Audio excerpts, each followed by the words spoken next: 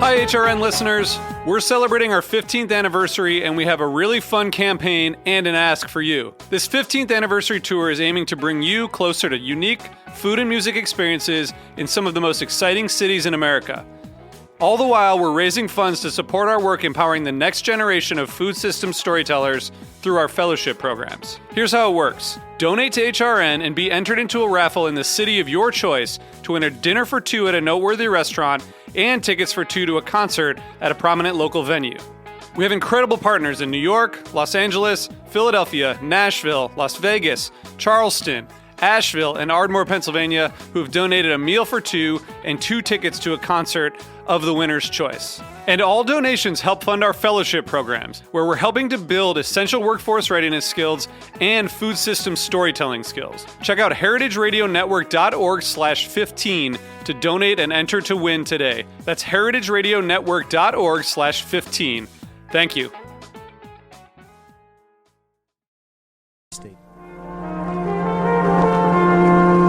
Broadcasting live from Roberta's in Bushwick, Brooklyn, you're listening to heritageradionetwork.com. Today's show is brought to you by Hearst Ranch Grass-Fed Beef, available on the internet at HearstRanch.com.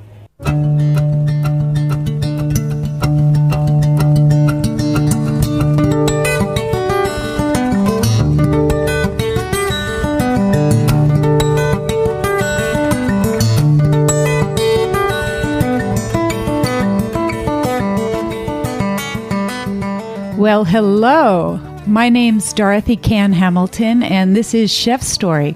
In fact, it's the very first radio Chef's Story on heritageradionetwork.com, and we're coming to you live from Roberta's in Bushwick, Brooklyn, as we will every Wednesday at noon.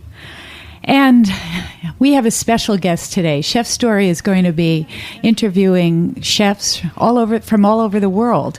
And for our debut program, I am just thrilled and honored to have my mentor and probably the inspiration for Chef's Story here with me today, none other than Jacques Pepin.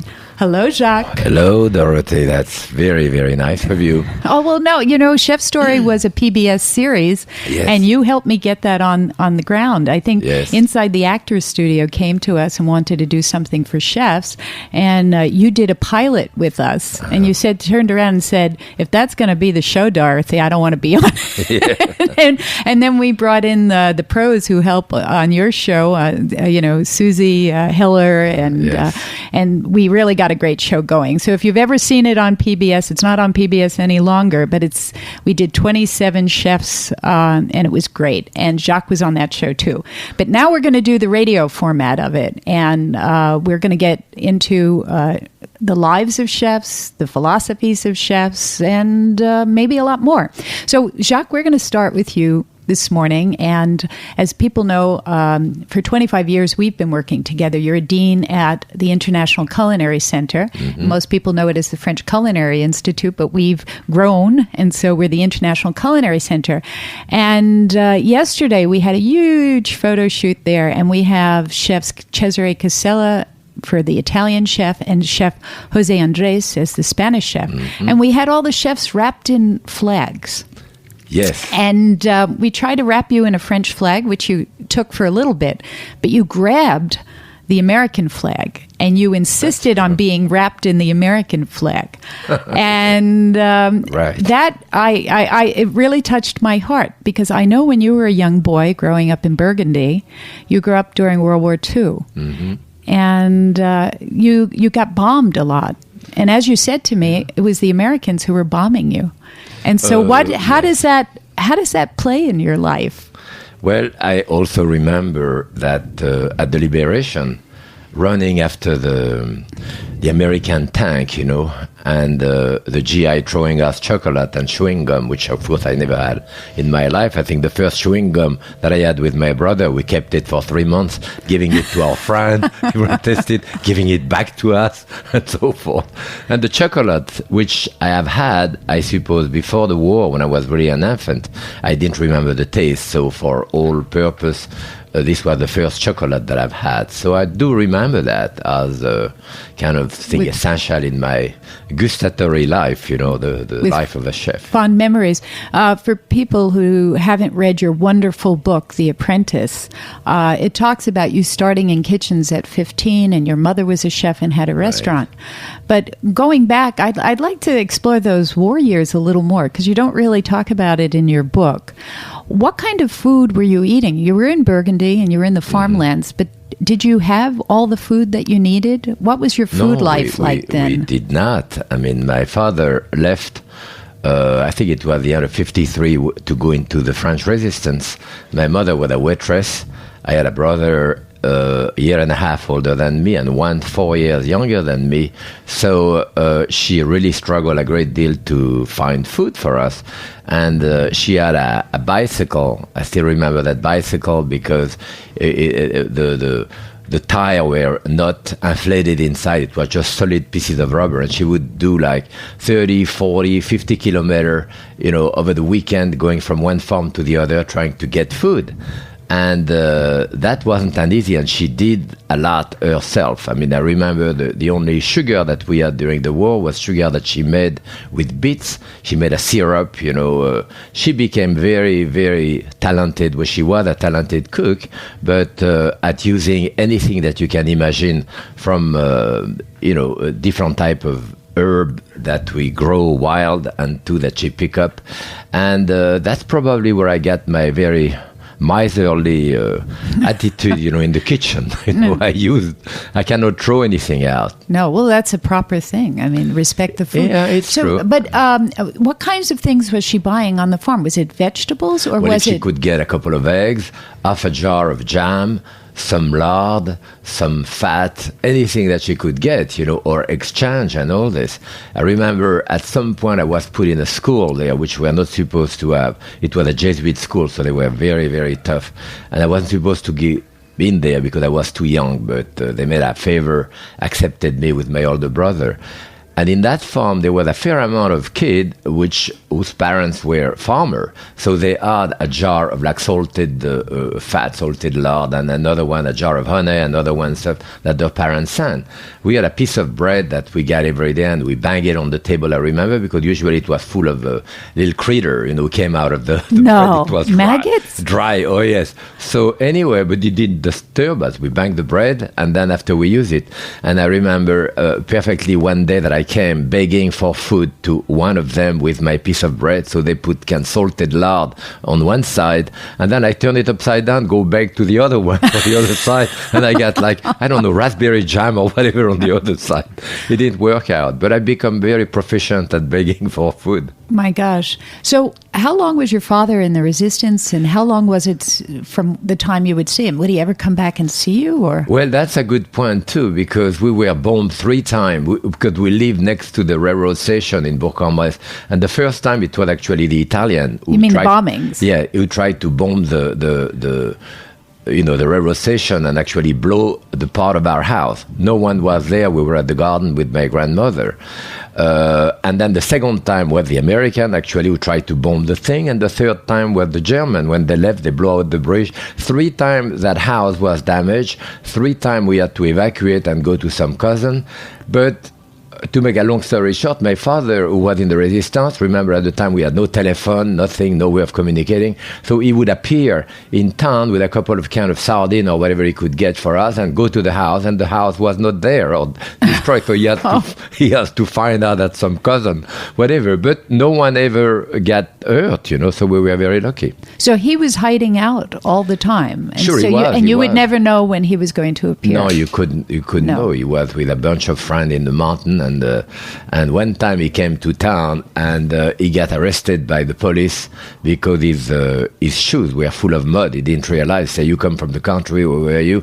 And they put him in again the wall in the prefecture of the police, there, like the police station, and he stayed there like 8 hours with like 6 or 7 other guys that they are picked up. They eventually took 2 that they shot there, and the other one they let go. So you never knew where we would go, So. Oh, my.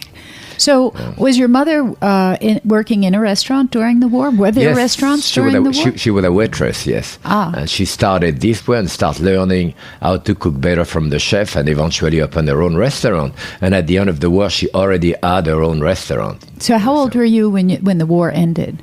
Well, I was 9 years old, 10 years old. No, 10 years old. 10 yes, years I was old. born at the end of 35, yes. So do you think those years really formed one of your attractions to food in a major way? Certainly, in many ways, this is kind of very insidious, the way things come in or the way change as you get older and so forth. But certainly those first memory as a child, those first taste, those restrictions and all that, yes, I think stay with you the rest of your life. So then at 15, you were working in some grand restaurants when you were a teenager. And how was that? How were your eyes opened through the restaurants? Well, actually it was 13 and a half when I left home. But when I left home, my mother already had a restaurant in Lyon called Jacques Pepin, a small family restaurant. And prior to this, I still remember going to the market in the morning with my mother. We didn't have a car at the time. And along the Saône River in Lyon, there is a market to start at 3 o'clock in the morning. It's about a mile long with all the farmers. So it may sound kind of romantic now, but for my brother and I, it wasn't. We had to carry each one a big bag, and my mother would walk the market one way and buy on the other way. Buying off a crate of mushroom because those mushrooms were dark too, and they know they couldn't sell it the day after, so she bought it just at the limit to buy it for half price or less, because then get back to the restaurant, start peeling her vegetable, and start cooking for the day. And every day it was the same thing. We had no refrigeration, remember? So we had a glacier, which was, an ice box, really a block of ice. And so she had some fish and the meat that she had, but that was for the day. The day after you had to have something else. So there the food had to be fresh because there was no choice anyway. There was no freezer. Right. So what was the first grand restaurant, or cuisine restaurant that you worked in? Well, when I left home, I worked at the Hôtel de l'Europe in Bourg-en-Bresse for my apprenticeship. And for me, that was certainly a grand restaurant. It was, and the executive chef there, Paul Jauget, actually had been to school with my mother when they were a kid. But he addressed me as petit like kid. He never addressed me as my name, Jacques, until after a year of apprenticeship, I was allowed to go to the stove. For a year, you do a lot of cleaning, a lot of menial things, cleaning up, and they send you back and forth, and all of a sudden they say, you start at the stove tomorrow. I said, me? I don't know what to do. And you start at the stove. So our learning was through osmosis. You're next to one, because the chef never told you anything. If he tell you do this, if you had said, you wouldn't even think of it, but if you had said why, he would have said, because I just told you. That was about the end of the explanation, so you did, and eventually learned through a type of osmosis, and you start at the stove. And which brings us to a point, like yesterday, I think André Saltner was talking about, after 3 years of apprenticeship, working really hard, we would never have been able to do what the students do at the French Culinary Institute after 6 months. No way. However, we were probably much faster with our hand and all that because we did those type of... but that was the way apprenticeship was. So tell me, in very short order, you were made the chef at the Élysée Palace, which is the White House of France, and you cooked for Charles de Gaulle. Right. At what age was that? And what was that like? I was 21 there. But I had started, as I say, from age 5, 6, but formal apprenticeship age 13, I finished my apprenticeship. I worked in Aix-les-Bains in a seasonal place for the season, then work in Lyon, then eventually work in a place, L'Arbrel, which is near Geneva, where I took the job as the chef for the winter. I was 17 years old. Woo. And the point is that there was a chef there, but the winter was very, very quiet. So he used to do the season in the ski area. So they took someone like me, and I was, quote, the chef for the winter. I see. And after that, then I left and went to Paris. So I had been working in Paris at the Plaza Athénée, Maxime, Fouquet's, some of the great restaurants of Paris by the time I was 21, So. So what was it like cooking for Charles de Gaulle? Well, to start with, the role of the chef and certainly the position of the chef are quite at the antipode, at the opposite of what they are today. I mean, we were really at the bottom of the social scale, and any good mother would have wanted her child to marry an architect, a lawyer, or a doctor, certainly not a cook, which now, of course, we are genius, so it's quite different. But at that time, you work in the back kitchen. I mean, I was alone as a chef, and I serve only 6 or 8 people a day. Then I had a dishwasher. Then I said, I need a pastry chef. That's when I met Claude. My friend Jean-Claude came and worked for me or with me. And during that time, as I said, we served really never more than 10, 12 people at the most, usually 4 or 5. Shot the first family, and on Sunday, the Dominical meal, after church, for example, de Gaulle were very religious, and they went to school, to a church every Sunday. And then there was the family meal after, children, grandchildren, and so forth. And those type of meal, then of course the menu would be decided by Madame de Gaulle. I spoke with her during the week, and she'd say, I want you to do that. Or I want usually very simple, straightforward, a gratin of potato with, maybe a leg of lamb, then a quiche to start, and maybe a caramel custard. But the best quality of what you could find, the cheese and all that, simple, good food. As it came to state dinner, I served people like Eisenhower and Nehru, Tito, Macmillan, which were the head of state at the time. Usually you'd work it out with the protocol, because if when Eisenhower came, for example, then he invited de Gaulle to the American embassy, and then after they may have a dinner at the Quai d'Orsay in Paris, so you don't want to have 3 times the same fish. So basically the protocol is going to synchronize. You give them some suggestion, but they tell you, depending also whether the menu is very important, whether it's a long menu, whether it's a shorter one, and so forth. So that's usually decided by the protocol, and if no one ever came in the kitchen, and if ever someone came in the kitchen, it was usually to complain about something. So it was good if no one came. When you say a long menu back then, how long was a long menu? How many courses? It could be 7 courses. It could be about 2.5 hours. It's not French Laundry little 3-bite courses. No. That did not exist at the time. No. It did not exist at the time. The service on plate did not exist at the time. Remember that we don't have that until the mid-70s when Nouvelle Cuisine came about. I mean, that's one thing. So wait. Explain that. So you didn't have food coming out of the kitchen already plated? No, absolutely not. So how was it served? Well, people think that Nouvelle Cuisine is over. This is maybe one of the biggest legacy of Nouvelle Cuisine. When I worked at the Pavilion in New York, everything was on platter. My mother's restaurant, which was really a tiny, inexpensive restaurant, if she cooked a whiting or a piece of fish, it was on a plate, on a platter rather, brought to the table, and people put it in their plate. Even at home on Sunday, my mother would not even plate the food. No one knew. She would put a dish or a roast in the center of the table, the vegetable, and you help ourselves. I've never seen once someone bringing a plate of food to someone until Nouvelle Cuisine exploded. And now, I mean, you have no chef who don't serve anything on plate, So that's one of the legacy of Nouvelle Cuisine people don't realize.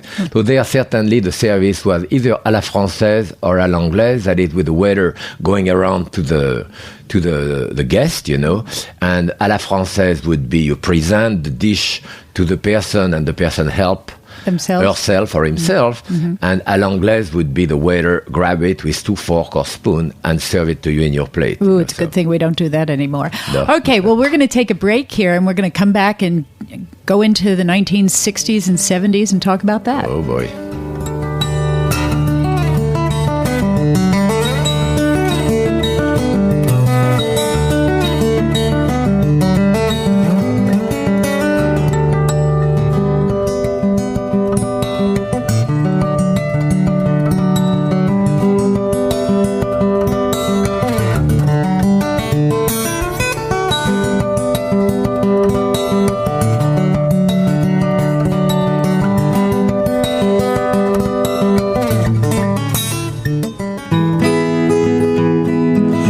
Ranch grass-fed beef, pasture raised on 150,000 acres in Central California. Hearst Ranch grass-fed beef, free range, sustainably produced, humane. Hearst Ranch grass-fed beef, the authentic flavor of the American West. Well, here we are with Jacques Pepin. This is Dorothy Cann Hamilton at Chef Story, coming to you live every Wednesday at noon from Roberta's in beautiful Bushwick, Brooklyn. Jacques, we were just talking about your early life, and let's now move up to the 1960s. Today, May 10th, we had a New York Times article that you wrote on Craig Claiborne. And we were just talking about, everyone knows James Beard and Julia Child, but really there was a holy trinity and Craig was part of it. Can you tell us a little bit about Craig Claiborne and what he meant to you? I would still say that Craig was probably the most influential person in my professional life in America. When I first came here in 1959, I worked at the Pavilion and I met him as he came to do an article on Soule and the Pavilion, and especially Pierre Freinet, who was the executive chef. So I strike a friendship with Craig. He introduced me to Helen McCauley, who was the food editor on McCall, House Beautiful. Helen was quite well known at the time, and every day she spoke with James Beard for like 2 hours about the condition of the food world. So Not the gossip? Yeah, gossip. That's it. And so she introduced me to James Beard, and eventually, a few months later, she showed me. She said, "I have a manuscript of a book here. Can you take a look at it?" Which I looked at, and I said, "This looks pretty good."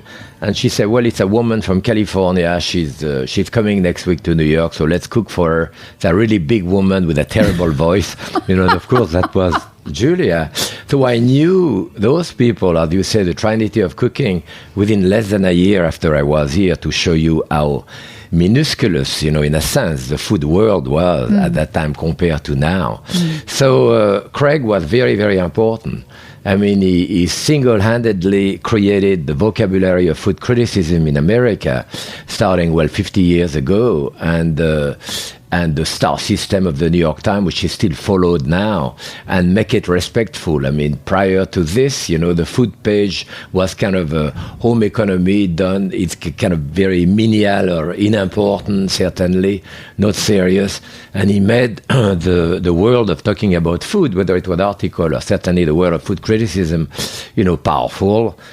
He could be eloquent even in his writing, and respected and so forth. So brought a lot of people into that world. What were the restaurants like in the 60s compared to today? What was the produce like? What was Well, that was another world. I remember going to the supermarket. For me, I live on 50th and 1st Avenue, and there was D'Agostino Brothers, which was supposed to be a great market.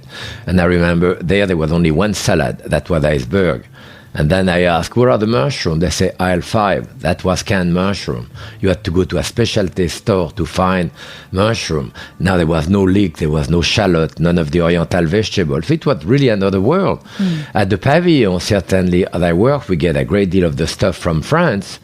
Fish particularly, which was crazy because we have wonderful fish here. Eventually, people would discover, Maine and Long Island and the fish. So, but at the time, and the restaurant, France was much more preeminent French restaurant than they would be now.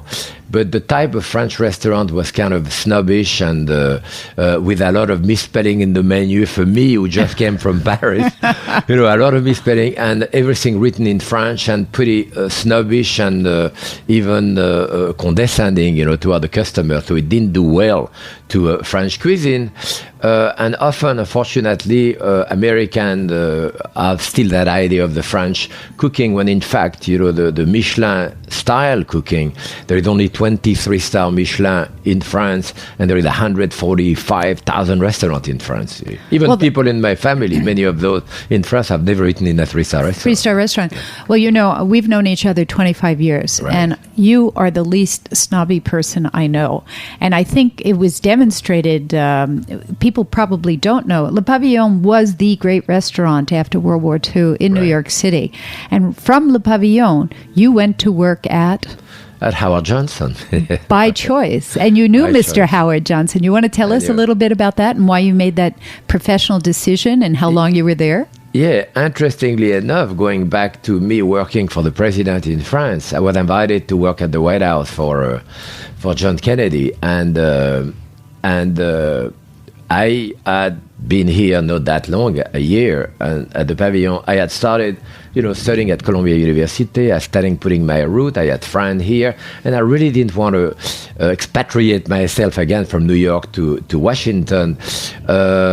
I did not realize actually the potential of what it was, because as I said, the chef was really at the bottom of the social scale, and never ever would anyone do an article. Well, television barely existed, but radio, so it did not exist. And in fact, the person who took the job, René Verdun, it only started there when Mrs. Kennedy started pushing the chef forward. But prior to him, it was a black lady from the South, where the chef, no one would have ever heard of those people in the kitchen.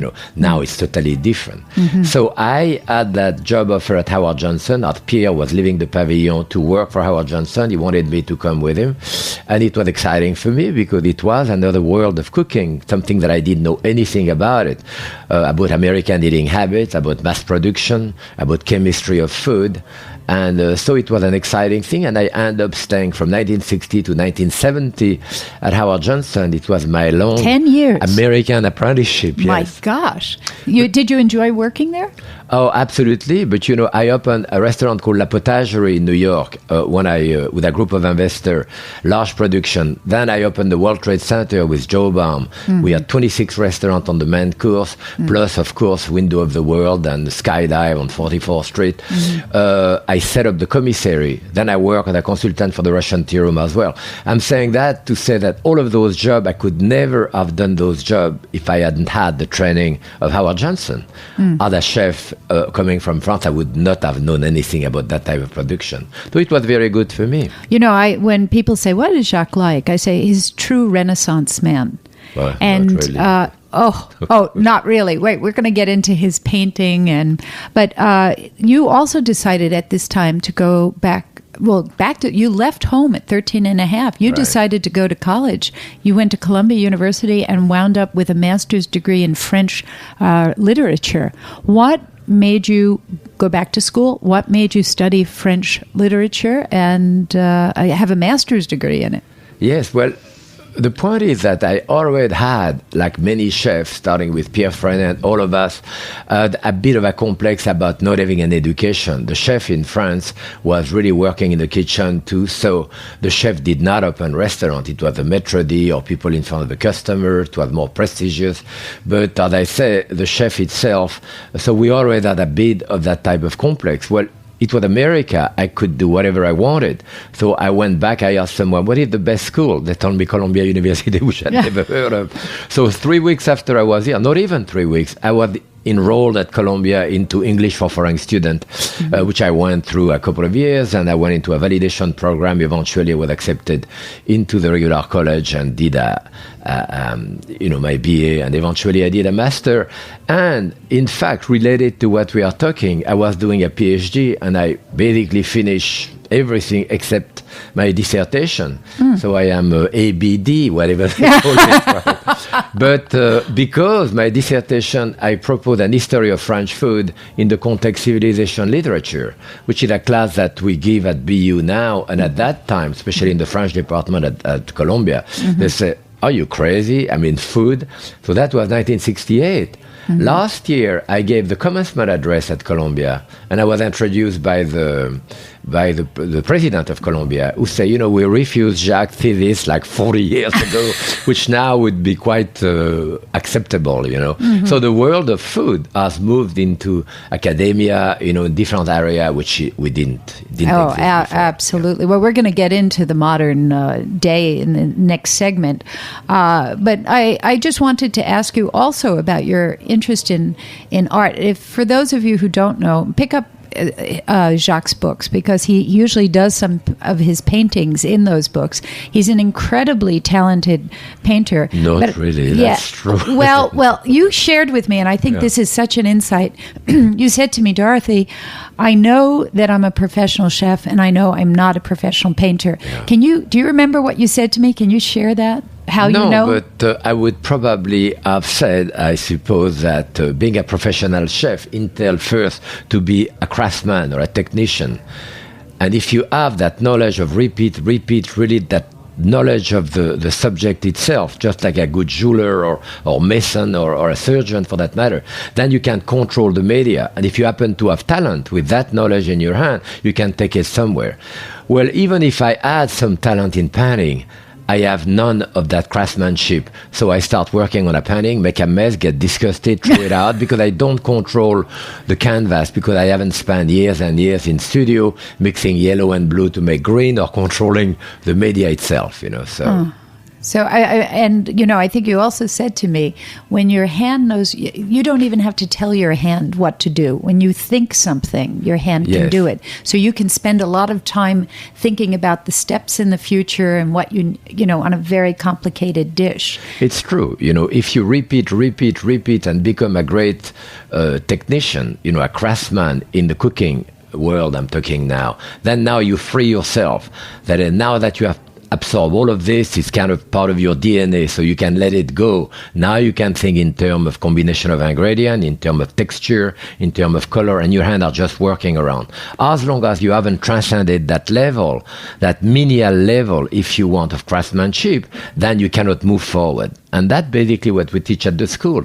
That is, we prepare the people to become great chefs. If they happen to have talent, they will go there. If they don't have talent, they still can run a restaurant. So how long do you think it takes someone to get that level of proficiency where you're not thinking about it anymore? Because we have all these young chefs coming out of the school, and they want to be a great chef in 2 years. I know. And it's a physical thing. How long does that really take to get to your level? Well, it's like going to school. There is a limitation. If you stop somewhere, you stop somewhere, but you're at that level, period. If you continue learning, then you move on. I mean, without any question, we prepare someone to be able to work in a great kitchen. If that person worked with Jean-Georges for 2 years and tried to absorb the vision of Jean-Georges von Gerichten and his sense of aesthetic, his sense of taste, then you will have absorbed a lot. Then you do the same thing another 2 years with Thomas Keller if you want, another 2 years with Alfred Portali or any of the great chefs. And after you have for 5-6 years, whether you agree or not, it's going to be material. After you've done that for 6-7 years, absorb all that amount, you kind of, excuse the pun, but you can regurgitate the whole thing. But now you are going to send it back through your sense of aesthetic, through your sense of taste. Now you start doing your own stuff, but not really before that. I saw Eberhard Müller not long ago, and he used to be the chef at Le Bernardin when Gilbert Lecoz was alive, who was the executive chef. And he said he had dinner there recently, and in Eric Ripert's food, he could still see Gilbert. I didn't quite understand that. Could you let me know, how could someone, and Gilbert unfortunately passed away over 10 years ago, and Eberhard could still see the influence. What does that mean? It means that, totally different now. Now it's the day of egocentrism. I mean, the chefs very often are egocentric, as I said. They want to sign their own dish. They want to make sure that I am the one who did that and so forth. Exactly the opposite of what it was when I worked in Paris or even at the Pavillon. The idea was to conform there. That is, to conform to the style of the house, meaning that there were the famous lobster soufflé at the Plaza Athénée in Paris. We were 42 chefs in the kitchen. I think any one of the 42 chefs could have done it, and you would never have known which had done it. That was the goal, to conform to this. So if you put something on my eyes and put that lobster soufflé in front of me, I will test it and say, that's the lobster soufflé of the Plaza Athénée, or that's the sea bass, the sea bass in Vermouth that we did at the Pavillon. So you left those places with those memory of taste in your hand. It's not a question of recipe there; it's a memory of taste, and probably that's what he's talking about, those memory of taste, those essential dishes which define a house, define the Bernardin are still there to a certain extent. So do you have an iconic dish from your formation years that is really sort of your foundation, or is it mostly technique-based? As I said, if you could have the greatest bread in the world and the greatest butter in the world, it's hard to beat bread and butter. That's absolutely true. But besides this, certainly chicken, because I came from Bourg-en-Bresse, the chicken of Bresse in France. So whether it was chicken in tarragon or simply roast chicken or the poulet à la crème, chicken in cream sauce that my mother used to do, that those tastes are essential and those tastes are ingrained in my brain. And I would recognize my mother poulet à la crème anywhere, So. Well, we're going to break again here, but we're going to come back and start talking about today's chickens. Okay. Thanks, Jacques.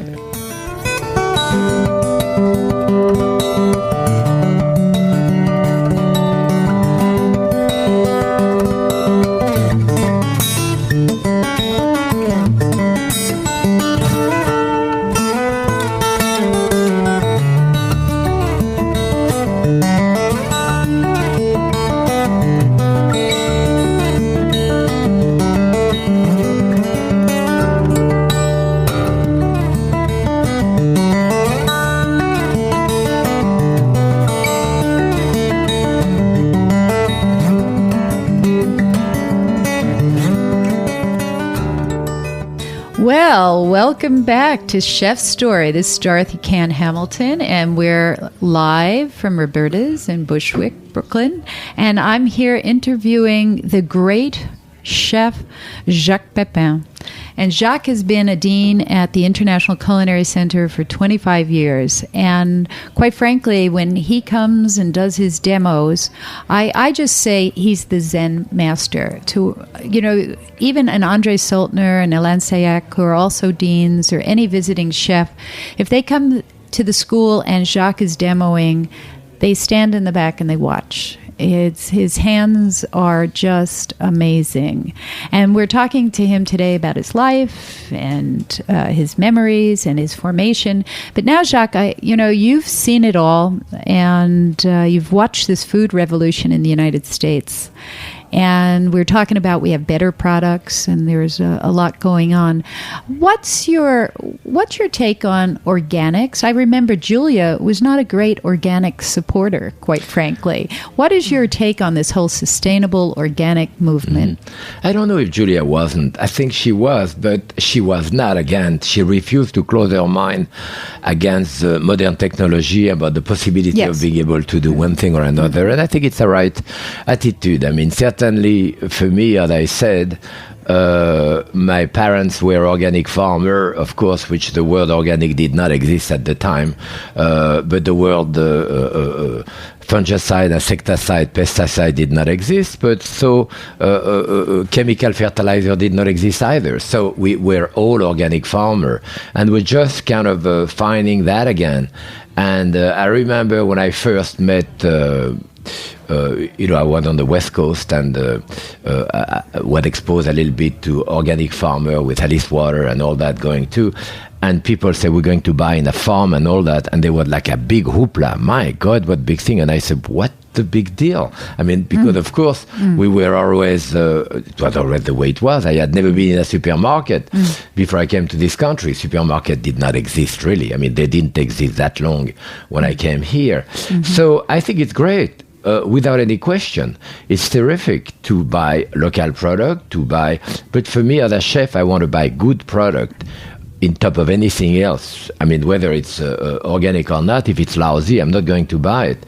And it can get exaggerated, as we do always in America. I have been to restaurants where they practically came with a plate to introduce you to the carrot. Her name is Hannah, and she was born on the 7th of December. Say, give me a break, give me the carrot.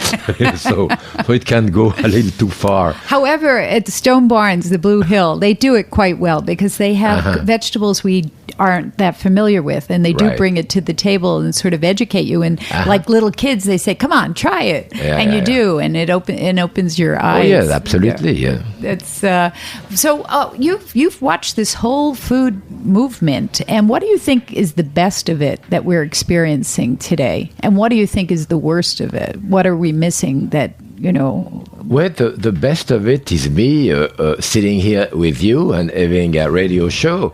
and the prominence of the food world, whether it's radio or whether it's television, it's absolutely amazing. I heard someone on television the other day telling that there was 407 television show on food. I don't know whether it's accurate or not, but there is so many channels and all that.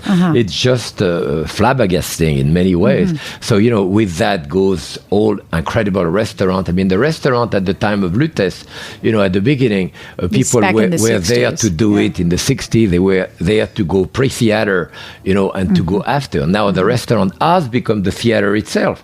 People go there at the theater to be seen, to see the people, to the restaurant, and along the way, the supermarket, along the way, the market, the restaurant. So the whole food world has exploded in an incredible, and it's the newspaper. We talked about the New York Times before. There was no food page. Now the food page and the book. I mean, 26 or 2,800 cookbooks were published last year, including mine. Including, how many books have you authored now? Well, I've done my part, like 27. 27. And how many TV series on PBS? Well, I did the 12 series of 26 shows. We did mostly with KQED, the PBS station in San Francisco. So this is an amazing thing. It permeated the life of everybody, and a little restaurant, and in that great place we are here in Brooklyn. I mean, you would not have thought of that even 5, 10 years ago. In Bushwick, Brooklyn, for those of you out there who know Bushwick, it's a fantastic place, Roberta's. You have to come here. Well, you know what? You were talking before about not taking the job at the White House and being in the basement, but actually the role of chefs have become so prominent. You've gone through the front door of the White House with your daughter and granddaughter, Shori. Yes, right. Tell us about that. Well, I did. I went. Actually, I went to the White House several times to see the chef mostly, but I was invited by Barbara Bush when I did that book called The Apprentice. And again, that was a big surprise for me. And I'm not trying to be modest because she was involved into a public library. No, that was Laura Bush. Laura Bush. Oh, you said Barbara, I think. Oh, I'm sorry. There's so many Bushes, in the White House. No, Laura Bush, yeah. And she decided to invite 80 author of the year, and I was one of the 80 author, which I don't really still understand, because they probably say at some point we need someone in the food world, and so I was invited, and there for my book The Apprentice, and we signed book there, and it was really a big honor for me. But last year I went back to the White House with Michelle Obama invited me to cook from the organic garden there, and it was for the Easter eggs hunt, so, and I went there with my daughter Claudine and my granddaughter Shori, and we cooked crepe and stuffed it with stuff from the garden and strawberry and so forth. So it was really fun, and it shows again, that at that level.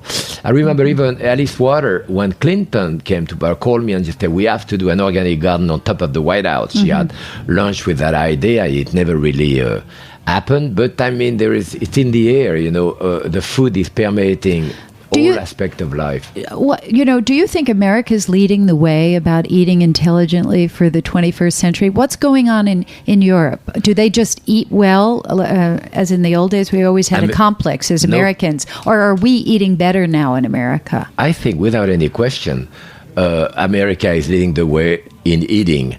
Really? In eating, period. Eating well, that's something else. Okay. Yeah. We do eat a lot, maybe way too much. Yes. I mean, I remember when I was at Howard Johnson, when the first time they introduced a 12-ounce soda. I said, wow, 12 ounce, look at that size of that thing. Now you get like 45-ounce soda or plate of food, which is totally ridiculous.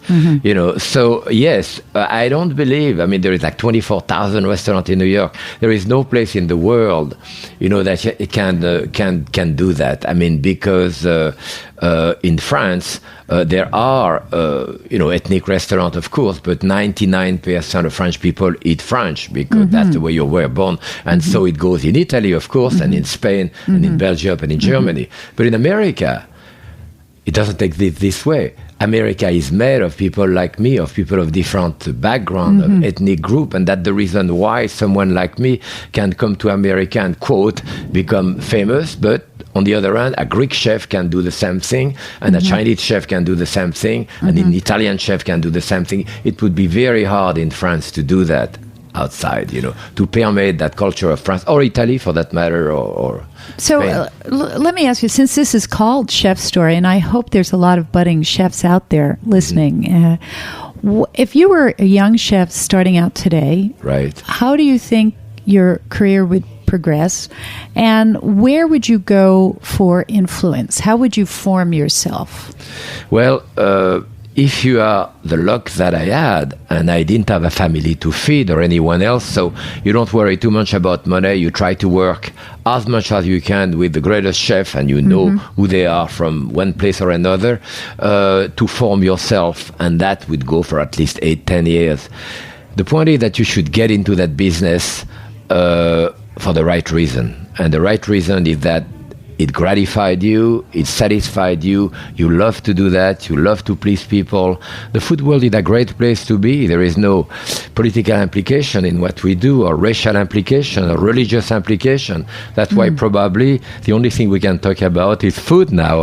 That's the only thing, That's why there's 400 politically shows. correct. Politically correct, but it's true. So if you go into that business to, quote, become famous and do a book or a television series, because so many chefs are on television now, you're bound to have some profound disappointment, because it may happen, but it's likely that it may not happen.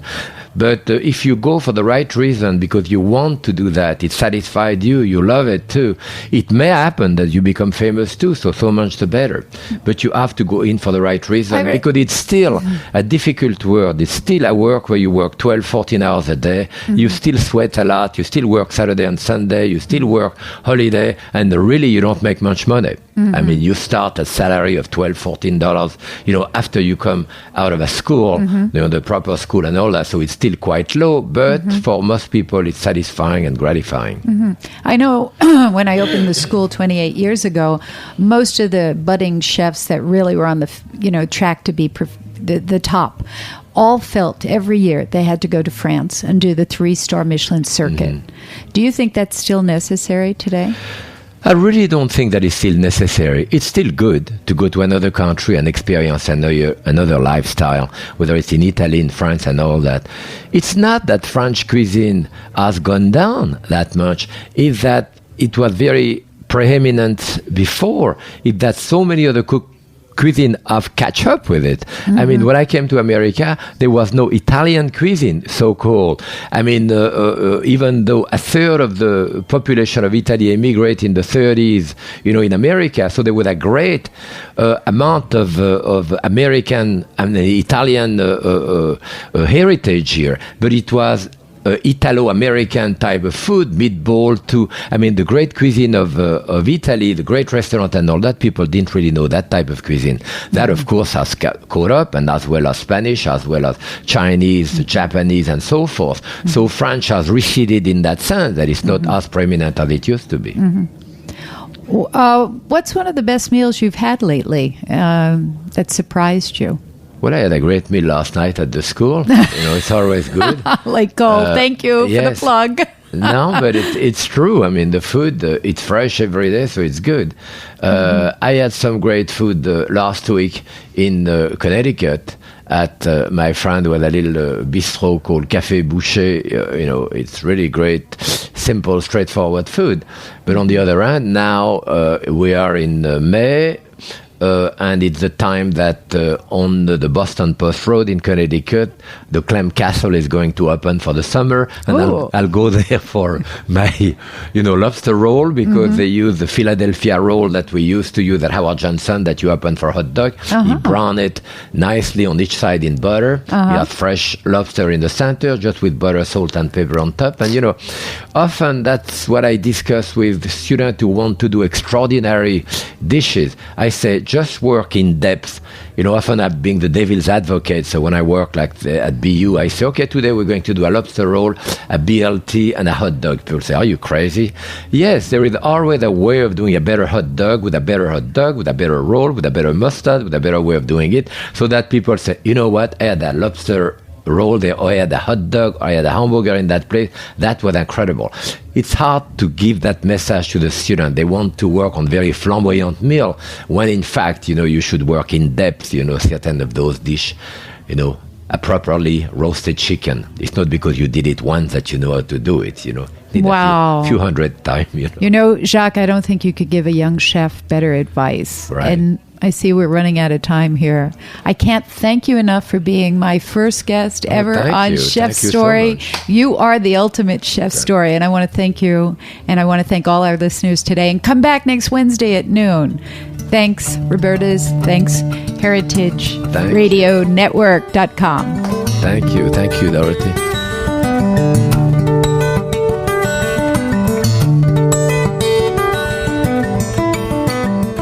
Thanks for listening to this program on the Heritage Radio Network.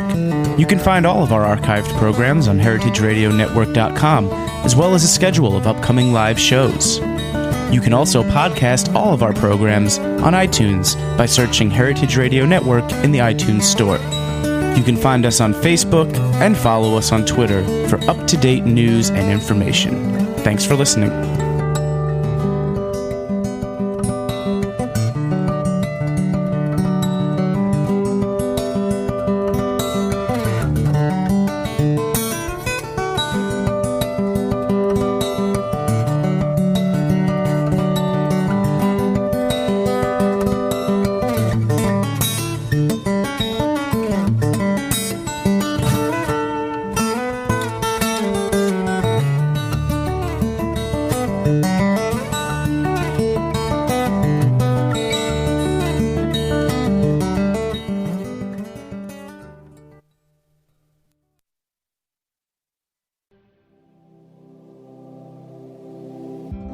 Hey there, I'm Lee Ullman here with some big news from the National Young Farmers Coalition.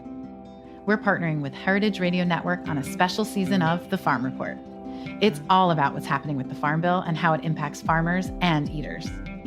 I am growing diversified vegetables on land that's been in our family for 150 years. And so with the pandemic, gentrification, property values going up, we had to sell the land and we lost it.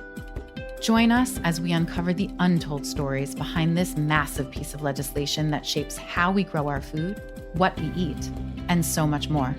The problems we have had, those are things that come from earlier Farm Bill and USDA policy, right? Like Earl Butts, get big or get out. It's my responsibility to know not only what I'm eating, but then like how that all came to be. And realize wow, this piece of legislation, all this money, it's technically something that I support as a taxpayer. While Congress debates the next Farm Bill, this is not just an invitation to listen. It's a call to action. Be part of the conversation. Subscribe to the Farm Report on Heritage Radio Network, wherever you listen to podcasts.